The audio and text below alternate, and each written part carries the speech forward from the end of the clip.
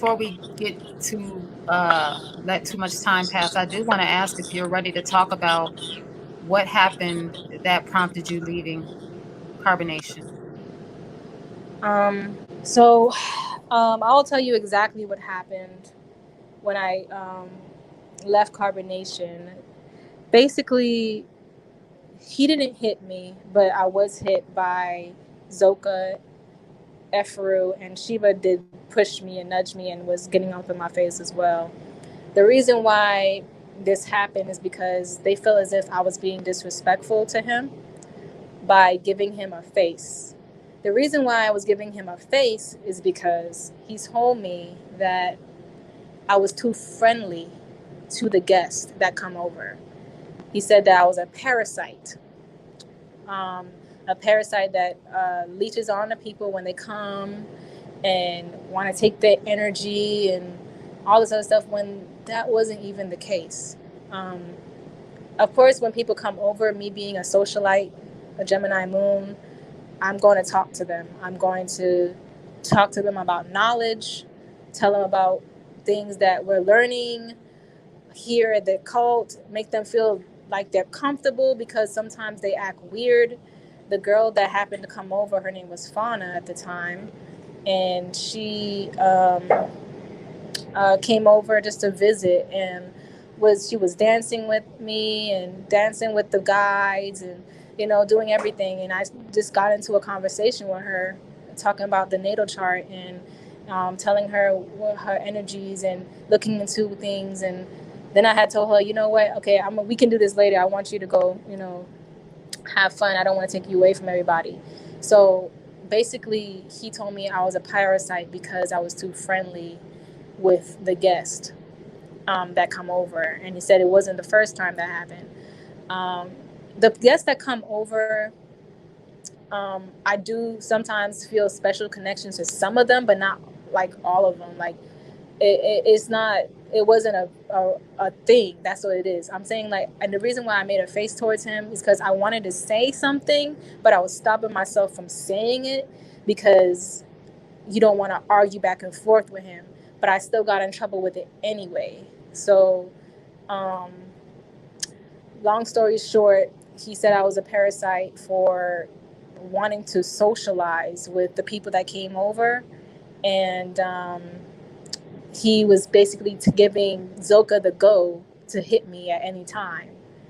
And he pointed out me making a face, as in, like, because at this point I'm looking at him like, what are you talking about? Because now he's trying to manipulate the room to see that I'm being this parasite and I'm selfish by putting on a aspect on the TV saying that how I'm selfish and self-centered and all this other stuff. And I'm just like, okay, I see that that's an aspect that I have, but that didn't apply to the situation though. It just didn't. I was just being like friendly. I was being honestly friendly because Malia was in her. She wasn't talking as much. Fufu was cleaning. I just thought just to talk. That's it. Just talk. Like, what the fuck was wrong with talking to a person? I don't know what the hell was wrong with that. So, so when he pointed out that I made a face, Zoker slaps me in the back of the neck, and I hollered out, "What the fuck? Like, what? Why did you do that? I ain't doing nothing." And um, she hits me again after I don't know what happened. I was just saying I didn't do anything. She hits me again, and at that time I got up because I felt myself about to swing. But when I got up, all the girls got up, and after all the girls got up, they told me to sit back down. Now at this point in my mind, I'm like, all right, it's either I swing and get jumped, or I don't do shit and I get away with it. So I said, I'm not gonna get jumped. But before I got set back down, Efru comes in and nudges me in the head and pushes me back. So at this point, I'm like, all right, I'm not gonna get hit by two people at the same time, or three, or six, or five. I'm not. So I sit down, and Sheba starts getting in my face or starts saying something, and I smirked at her because she would have never got like that if it was one-on-one. Like it was funny to me, so I smirked, and that's when Zoka smacked the daylight out of me. I'm like, what the fuck? And at this point I'm getting mad because I can't do anything, or it's not that I can't do anything. I choose not to be doing anything because I'm smart. I'm not gonna mess up my pretty face because I make a wrong impulsive move. So at this point I'm huffing and puffing because that hit me hard, and I'm mad as fuck that I can't do nothing about it. And I'm mad that they're smacking me up for being friendly. You feel me? Like, it didn't make sense to me. So um, then Baba G started going on and on about, you're the last person that should be causing me problems. And, we should have jumped you when, you stepped through the door and stuff like that. And I'm just like, and he's, basically degrading me at this point. I'm just like, what the fuck did I do to you, yo? Like, I ain't do nothing at this point. Like, I literally was just trying to be friendly to a girl that possibly could be gay. So you might have been jealous or something. But I was just being friendly, and you just order them to smack me and have it be okay. And then now everybody is on my ass. Like, everybody's laughing, like the guys snickering, True talking shit. Like, I'm just like, what's really going on? And he's like, and then Baba G says, don't worry, we'll use Nateri as a servant, and come tomorrow, she's gonna be the servant, and this and that. And I'm just like, wow, like, really? And one of the reasons why I left is because y'all don't know, when he was trying to do the queen thing, there wasn't going to be a new queen. It was all an act. At first it wasn't. I'm thinking that I actually have a chance to, like, prove that, okay, well, I can definitely, take the queen thing and really do something positive with the cult. But nah, he was like, it was never going to be that way. He said that it's going to be Queen Malia, queen. She's going to remain the queen after the court thing, and I'm going to be her servant, meaning I'm going to be her caddy. I do everything for her, and for a day or two I was her servant, and I'm going to be her servant, and I'm going to kiss her feet in front of the whole world, and then I'm going to claim the name Safiya, because people was calling me Nateri again and forgot that I was renamed Safiya. So that was the plan.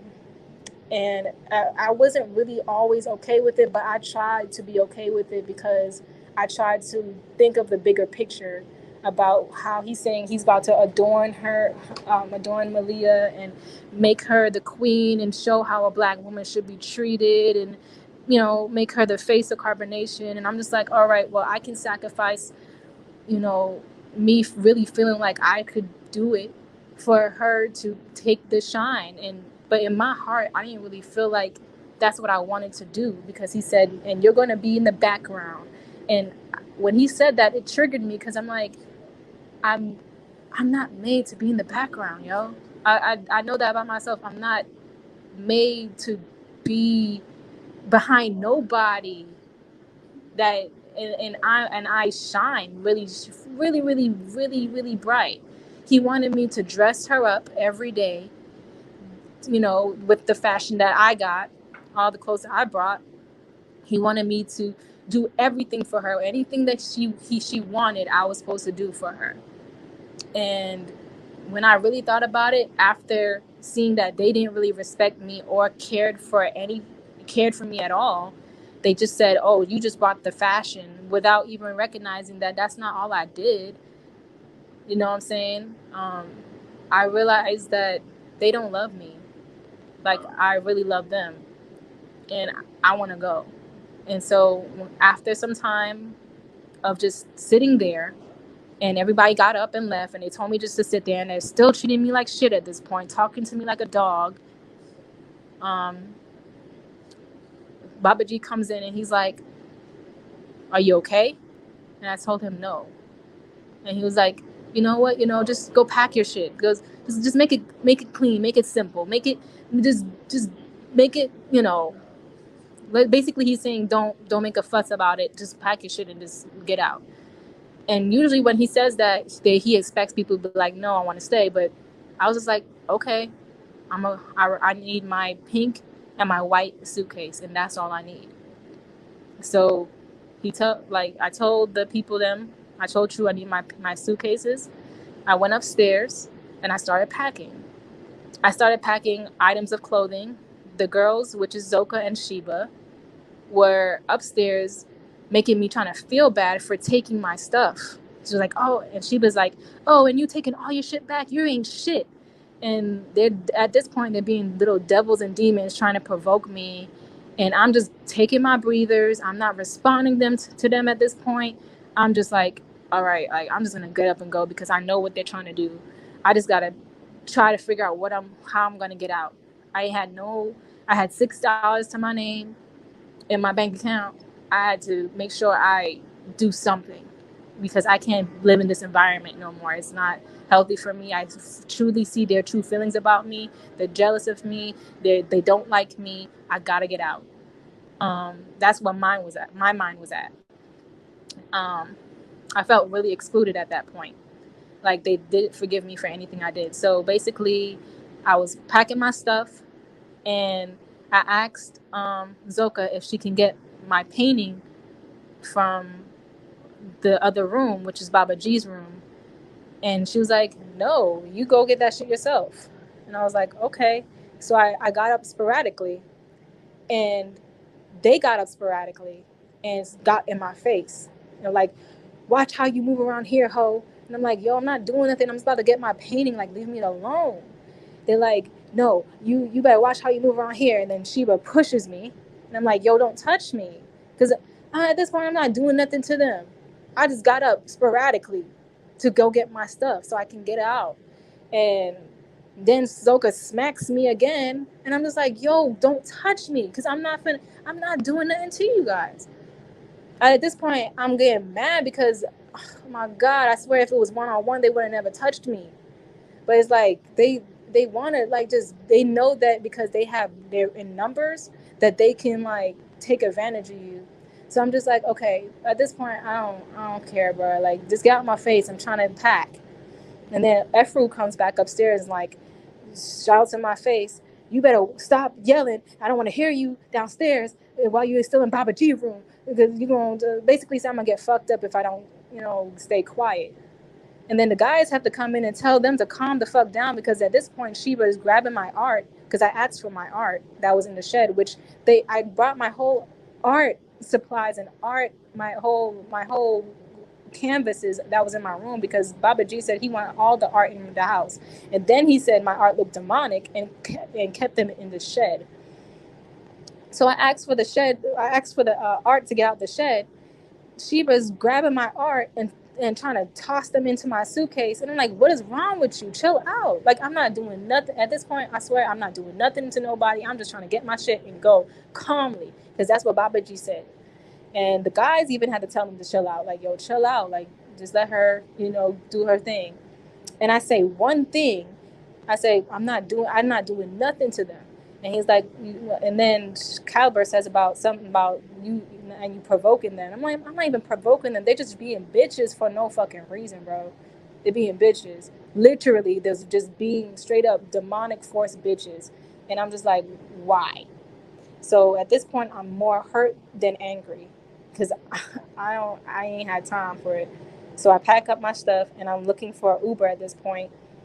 And whenever you try to leave Carbonation, they're going to make sure that you know that it's your fault and you're at fault and you're stupid for leaving and it's hell out there and you're not going to go nowhere. And there's this point when my stuff is packed up and I'm on my knees in front of Baba G. He's telling me that I'm used up. No one's going to want me.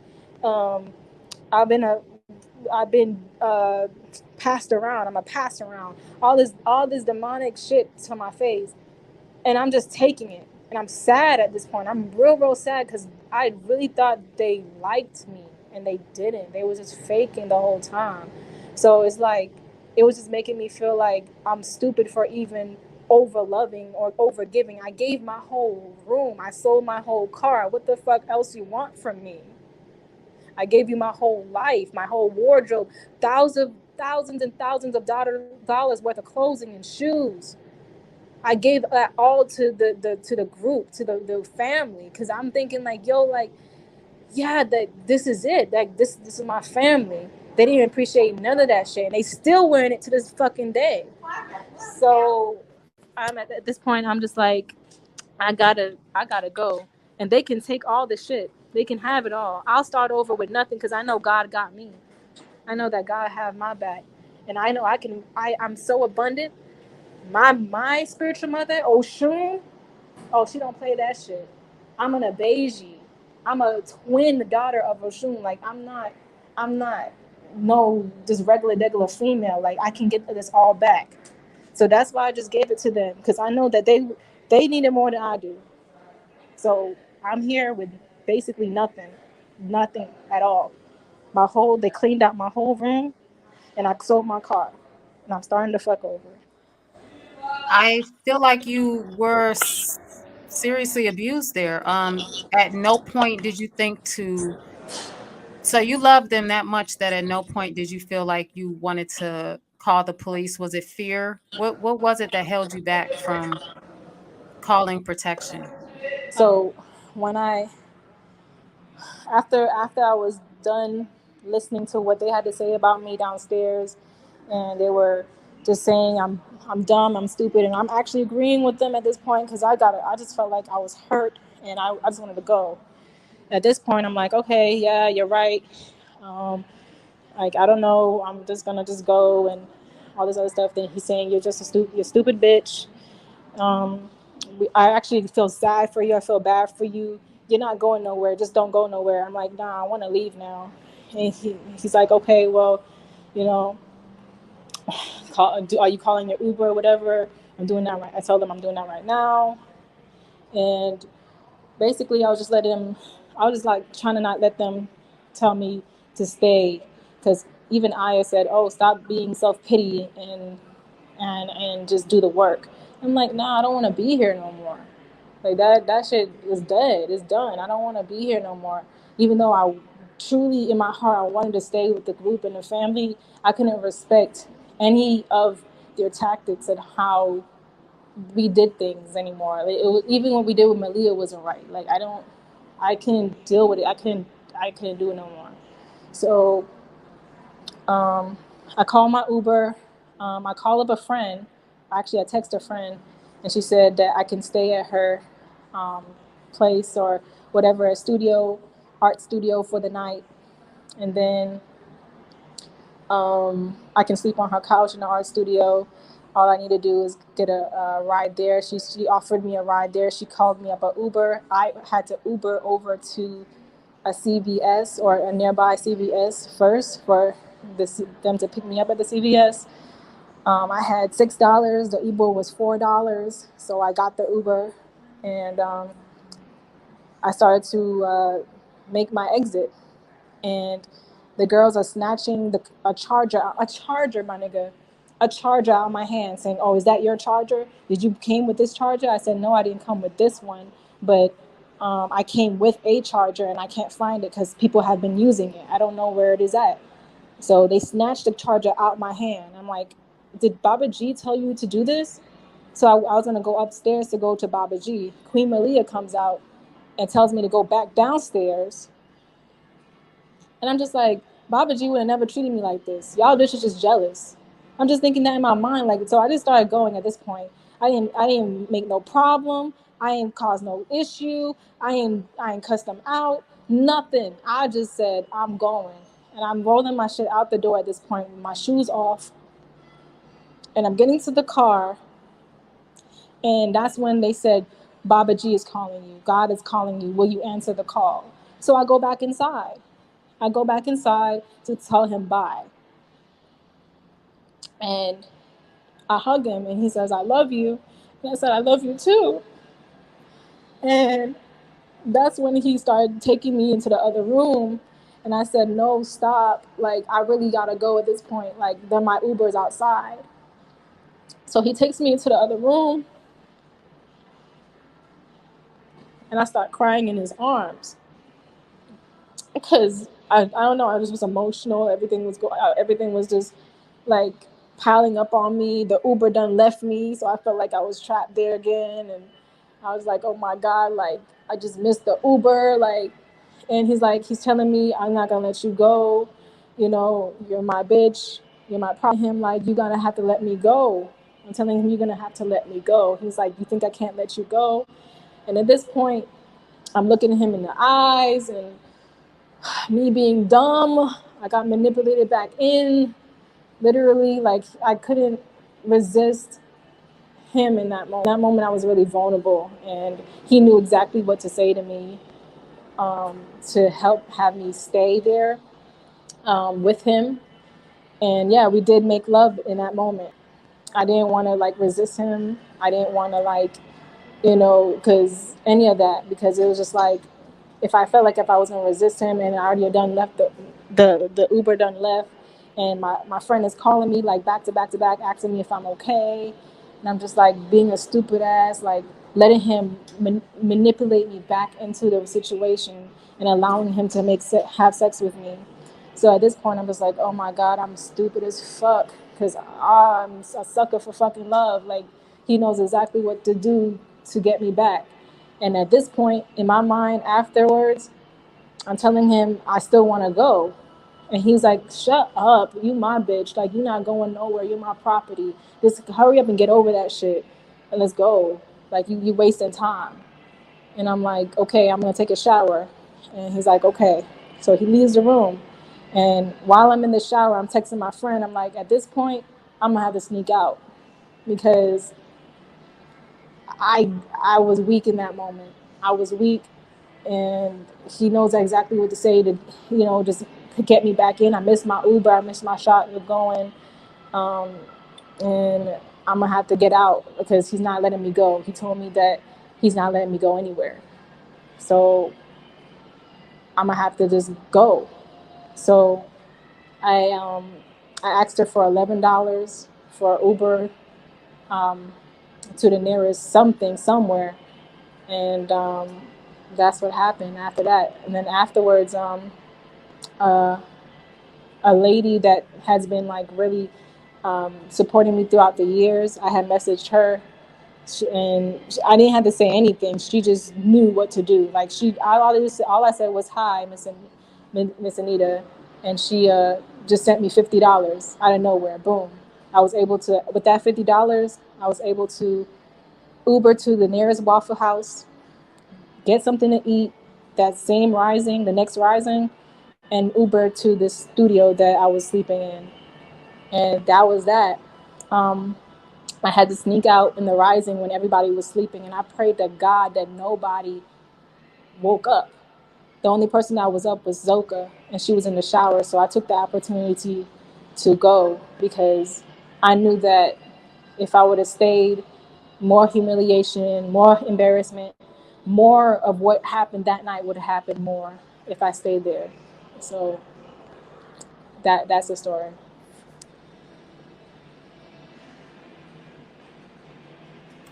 That is quite a story. Thank you for sharing your story.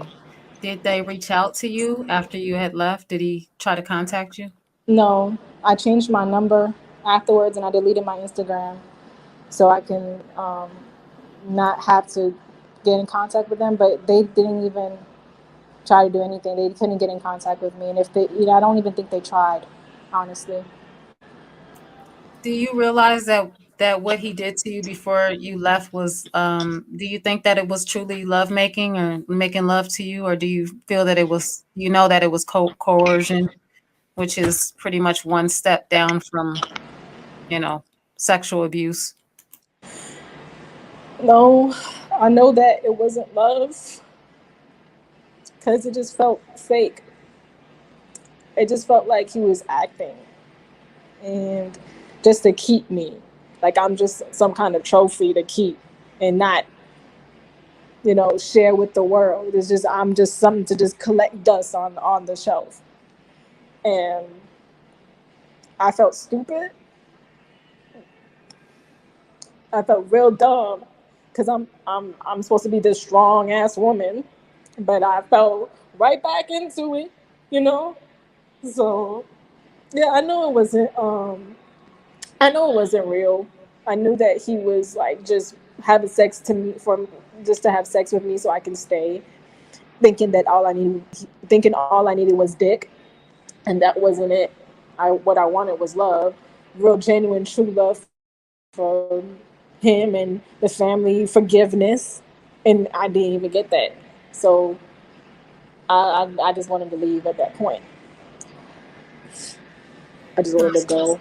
Completely understandable. I just want to let the audience know that, guys, I did ask her earlier on in the interview if she was going to go to the authorities and file charges for the assault that the multiple assaults that have happened to her before she left. And she did say that she was addressing this on her own, and so we have to leave it in her hands and see what happens from there. But she was asked that question already. So guys, please stop saying that she should press charges. We have absolutely let her know that that's what she should do. And I absolutely support you 100% because you were assaulted, and I'm a I'm a proud L7. I will call the police on you, and I will press charges on you if you put your hands on me, or if you try to assault me. I'm the type of person that I will go to the police without hesitation because that's where my tax dollars go. So I fully support you in that, Nateri. Janae, if that's the route you decide to take, I feel that you should take that route. I'm not one of those, Black conscious community people that feels that we should never go to the police, and we should know especially as Black women, we have to, find ways to protect ourselves in any way possible and in any way, in any avenue that's available to us. So please don't feel ashamed to take that route. You have a ton of people out here that will support you if you did decide to do that.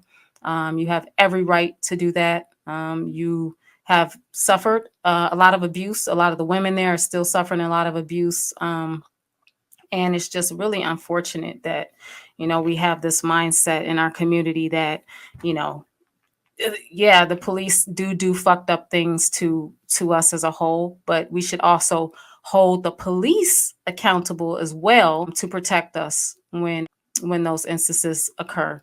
So I just want to throw that out there, and I know that you said you already are on top of that, so I just wanted to kind of say that for the audience, guys. She is aware. Y'all can stop saying that now. We heard you loud and clear, and I agree with all of you. So um I also want to ask you, Janae, are you against seeking professional help? I think that would, I think for someone like you, and this is coming from someone who not only has a degree in psychology that I really never did a lot with. I ended up in business, but I do have a degree in psychology. I think that what a lot of people don't realize is that a lot of therapists, a lot of social workers, therapists, psychologists, these people have suffered trauma in their lives, and they decided to go into a field to help others to overcome. And so I feel that you would benefit greatly from speaking with a professional. For Is that something that you would consider in the future, now or in the future? Yes, absolutely. I'm actually considering that now. I never took, therapy before. I have took counseling in high school, but I've never took therapy before, or it was actually in middle school. So I don't know how to begin, but I know that divine will help me, and the people will help me find a great therapist for myself. And my mother even takes therapy as well, so she even had talked to me about that, and that's something I'm heavily considering, because I definitely want to change. I want to heal. It's not like I want to do this again. So yeah, I'm definitely open to anybody's opinion about it. Before I would get offended, but now I'm just like, bruh, I need it, bruh. I need it. I'm open, most definitely. I'm really, really happy to hear that. I hope you keep that mindset, because I know it's going to be tough. It's going to be tough, and I definitely know that you're going to need a big support system around you. I think a lot of people say, stay off the internet. It's hard when you're alone. And you're, in those moments when you're in your room, you're alone and you're only left to your thoughts, how have you been handling that so far? Or have you just been relying on your tribe that's been protecting you and supporting you since you left? Um, I apologize if I sound weird. I'm crying a little bit.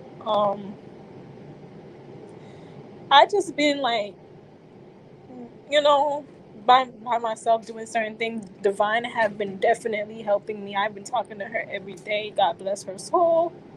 I've been talking to my mom a lot. Talk to my sister. I've been talking to a whole lot of divine feminine forces. I'm not gonna lie to you. I I hardly even talk to men at all. I've talked to a few brothers that I consider my real like brother. Like, and I have talked to my real brother because at one point I felt like I wanted to go over there with my brother just to get the rest of my stuff. But my family have been really there for me, bro. I'm not gonna lie to you, and I'm so I'm so happy. I'm so happy to have family because this shit right here. Dude, I'm sorry, bro. This shit hurt. This shit hurt, yo. Dude, I thought I had a family, bro. This shit hurt. And I keep going back, and I don't want to go back no more. Just to feel like this, I don't want to go back no more. I don't care if I'm in love. I don't care if I love them. I don't care. This shit hurt, and I'm not gonna like keep doing this to myself because that means I don't love myself. And so I'm so thankful for Devon, and I'm thankful for you, even T, for like for accepting my call because even you didn't even have to give me that time on the phone just to talk and release certain things, but you did, and I definitely do see why therapy is needed because sometimes you just need to talk it out and just get it out. And sometimes you can't really do that over there because if you try to talk it out, if you try to, sometimes he will like not listen or cut you off, make your feelings feel unvalidated, or it's like you stupid for even thinking how you think. And so it's like you pile up shit. So yeah, I have definitely been talking to my family. A lot of women have been supporting me, which I'm so thankful for because I don't know what I would have did. I don't know what I would have did. I don't know where I would have went. I probably would have. I didn't want to go back. kept telling me they kept telling me I was gonna go back, and I don't want to go back. I don't want to go back at all. That shit hurt, yo. I'm not gonna lie to you. That shit hurt my soul. Cause I thought I had a. I'm sorry. I'm trying not to cry, but I swear this need to come out, yo. This so deep hurt, yo. And I want to apologize to the public and the people that believed in me. And I went back. I'm so sorry because I was weak. Yeah, I was weak. I was trying to go back to a place where there was no love for me there. Solar watched me get beat up, bruh. It did nothing but save. Did nothing but save on my family lit. As if I was excluded out of the family. And as if it was okay for them to beat me up, yo. And that shit hurt, yo. Yo, I felt so stupid. Yo, I felt so stupid for loving him, yo. And I felt so stupid for loving Eligio. And loving the tribe. Because they ain't no love in them, bro. And if there's love in them, they're too scared to speak up and say that it was wrong. Because they thought it was right.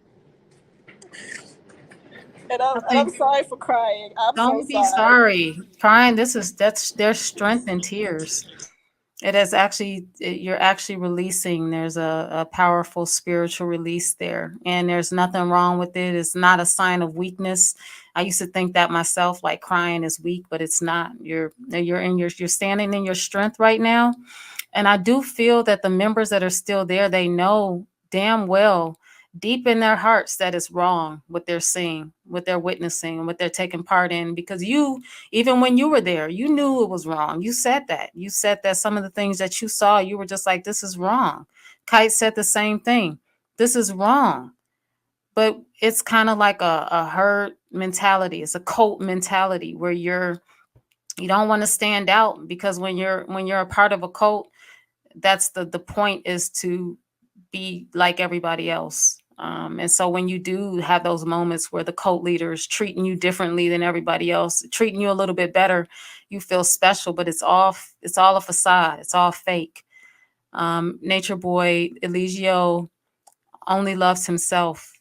So you can give love to as many people as you want to. We can love, love, love. We can love till the cows come home. But the most important person that you need to be loving is yourself. Love on yourself. Give yourself all that love that you have in your heart for all these people. Eligio, the members that are still there, give that to you. Get a pet. Get somebody in the comments mention getting a support pet. Get yourself somebody that's going to love on you and you can love on them, and just express and release and treat yourself well. I think, uh, do you love yourself? Do you truly love yourself and value yourself? Like, please be honest. I don't think so. And I'm learning to love myself more through all these experiences, because I know that what self hate is now. So I know what I could do to love myself out of that. Sometimes you gotta go through things and go through what you don't like to know what you do like. And that's not something I like within myself, is that I keep doing the same shit and expecting a different result. So nah, I don't think I'm at that level of self of love yet that I need to be, because if I was, I'll be somewhere on stage performing music, doing all this other stuff, instead of running to a man that don't love me. So yeah, whatever. You know what I'm saying? Whatever, bro. It's whatever. I'm gonna do better. I swear I'm gonna do better.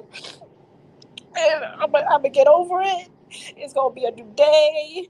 I'm at sell. And the biggest revenge. My mom always told me this: the biggest revenge. Excuse me. Sorry, I was a janitor. The biggest revenge is success. And when I'm successful, I know I'm gonna love myself into the best